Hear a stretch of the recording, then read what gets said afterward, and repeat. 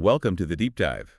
Today we're getting into a really foundational text for anyone interested in startups, innovation, you name it. That's right. We're talking about 0 to 1, Building the Future by Peter Thiel with the Blake Masters. Yeah, and if you've ever, thought about building something truly new or maybe starting your own thing or even just looking at the future differently, this deep dive is definitely for you. Our goal here is pretty simple. Cut through the jargon, pull out the core ideas. We want to find those really useful insights from the book. Think of it as a shortcut to understanding Thiel's perspective, which is, well, often quite different. Definitely different. We're aiming to give you the key takeaways, the stuff that really sticks. Okay, so let's dive in. Let's unpack this idea of building from 0 to 1. So first things first, this title, 0 to 1. What does that actually mean? What's the core concept here? Well, Thiel makes this really clear distinction right at the start between two kinds of progress. And understanding this is like key to the whole book. So most of what we see, most progress, he calls horizontal progress. Horizontal, like going sideways. Exactly. It's taking something that works and just making more of it, copying it. Okay, so like if there's one successful coffee shop, opening another one, or building more cars based on existing designs. Precisely. That's going from 1 to N, as he puts it. You're iterating, scaling something proven. It's globalization, spreading existing things. Right, copying what works. But then there's the other kind, the really transformative kind. He calls this vertical progress. Vertical, so going up. Yeah. This is technology in his broad sense. It's inventing something genuinely new, doing something nobody has done before. That's the leap from 0 to 1. Okay, I think I'm getting it. Yeah. So the first person to invent the wheel. 0 to 1. Exactly. Or, the smartphone fundamentally changing communication. That's 0 to 1. Right. Creating something where there was nothing before. So his message is, don't just copy. Pretty much. Focus on creating the new. Which leads to that big question for you, the listener. Are you thinking horizontally, just copying? Or vertically, creating something brand new? Okay, now here's an idea from the book that really makes people sit up. Thiel says competition is for losers. Yeah, that one definitely gets a reaction. It sounds so aggressive, right? Yeah. Goes against everything we hear about the free market. What's he really saying? Well, what's fascinating is how he breaks it down. He argues that in business, intense competition often just means everyone fights over the same small slice of the pie. Like dogs fighting over bone. Kind of, yeah. It forces prices down, squeezes profits. It's just a really hard way to build a lasting, valuable company. Everyone ends up looking the same, offering similar things. It's a struggle for survival, not dominance. So if competing like crazy is the loser path, what's the alternative you suggest? He advocates building a monopoly. Whoa, okay. Monopoly. That word has negative connotations. It does, and he acknowledges that. He doesn't mean the kind of predatory monopoly that abuses its power. He means creating a company that's so unique, so much better at what it does. That it just doesn't have any real competition. Exactly. Think about Google and search. When you need to find something online, is there really a serious competitor you consider? They created their own category, essentially. Right. You don't just search, you Google it. That's a powerful position. That's the kind of monopoly he means. It comes from true innovation, from being fundamentally different and better. So connecting it back, it's about avoiding that horizontal trap of doing what everyone else is doing. Precisely. Don't just fight for a piece of the existing pie. Bake a completely new pie. If everyone's opening standard bakeries, maybe you create, I don't know, a revolutionary type of healthy dessert bar nobody else offers.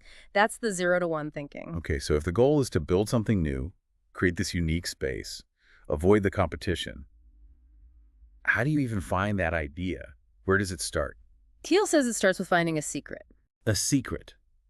What does he mean by that? Like classified information. No, not quite. It's more subtle.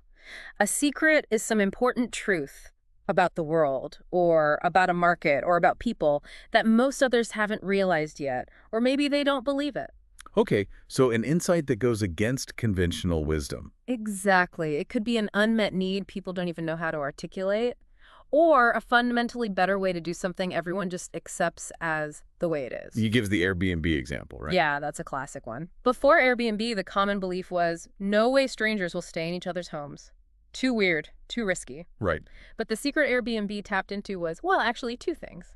People did want cheaper, more local travel options, and homeowners did want to make money from their extra space.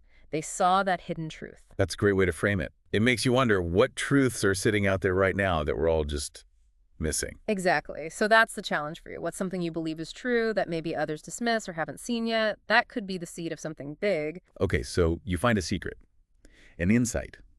How do you then build that defensible company, that Thalian monopoly? He offers some tools, right? Pick- 4 characteristics. Yeah, he lays out 4 key things that can help create and sustain that kind of unique value. First up is proprietary technology. Meaning patents. Patents can be part of it, sure, but it's broader.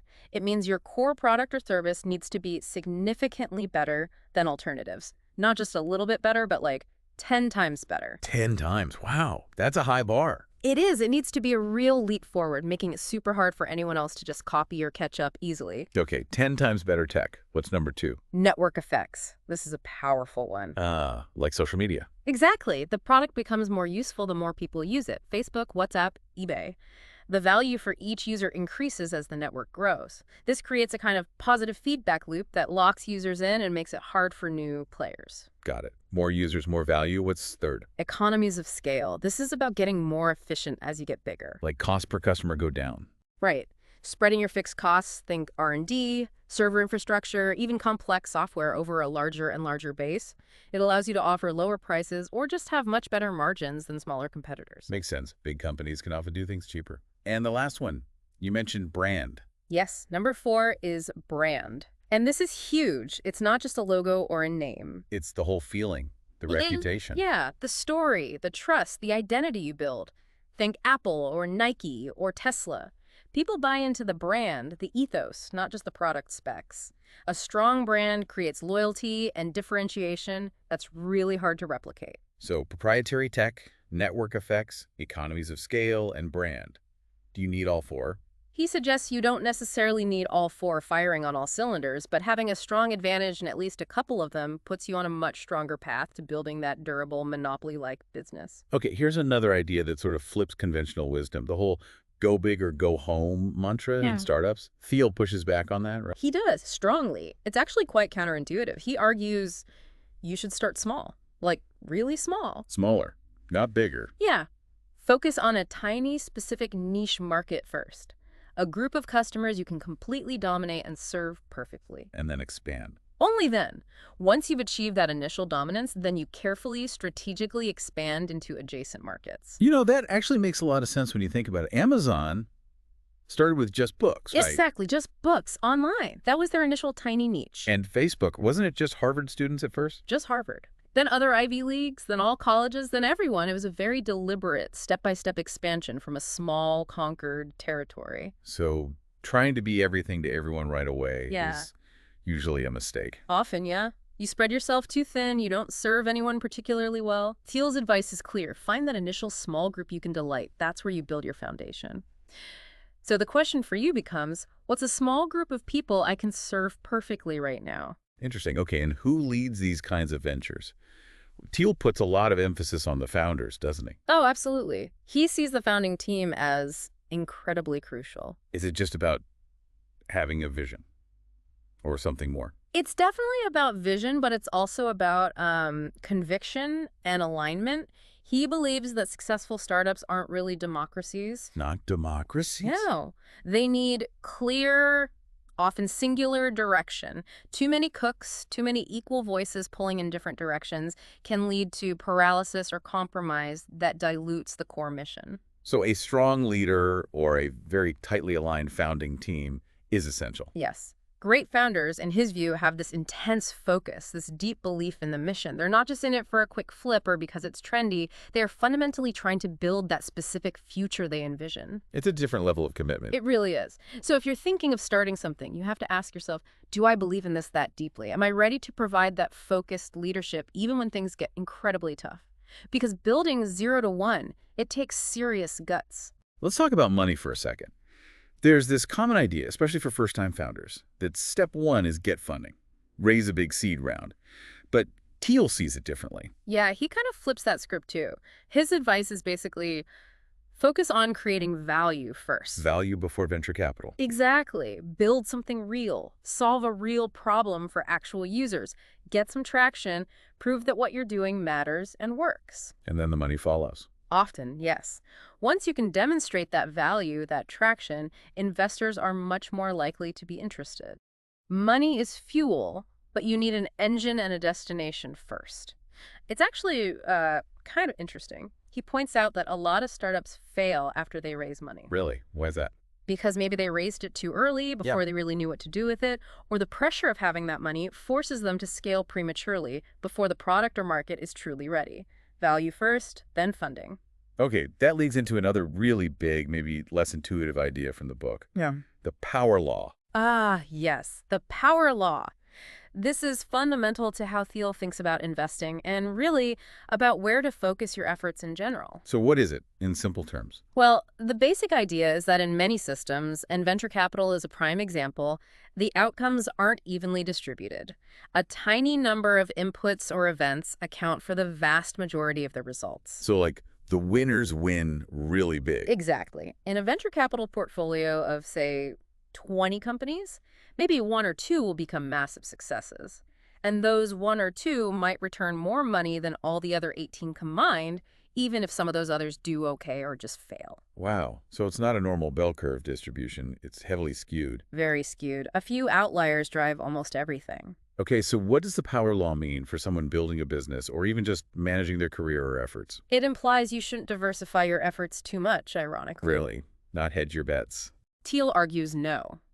Because of the power law, you're looking for that one opportunity, that one venture that has the potential to be one of those massive outliers, the one that could return 10x, 100x, or more. So find the single best thing and go all in. Pretty much.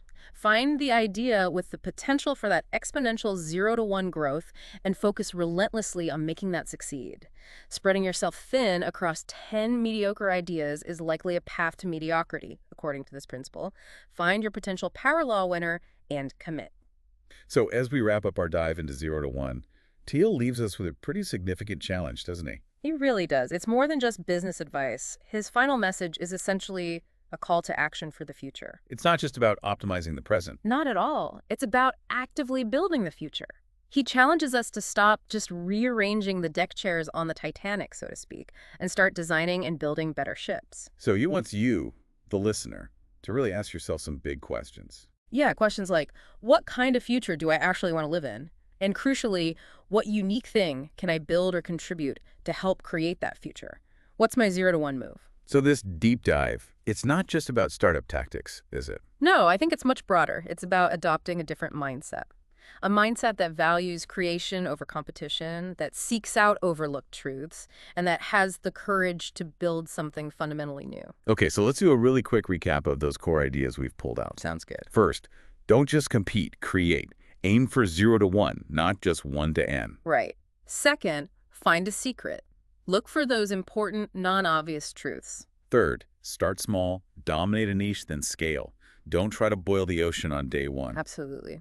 Fourth, aim to build a monopoly in the Thielian sense, using proprietary tech, network effects, scale, or brand to create a unique, defensible position. Fifth, founders matter. Leadership needs vision, conviction, and focus. Maybe not a democracy. And finally, think in terms of the power law. Focus your energy on the one thing with truly transformative potential. Build the future you believe in. That's a lot of powerful ideas packed into one book. It really is. It definitely leaves you thinking, what's the one idea from all this that really stands out to you? How might you apply this 0 to 1 thinking? Yeah, something to ponder. We really hope this deep dive has given you that shortcut to being well-informed about Thiel's framework and maybe sparked a few aha moments along the way. Now go build something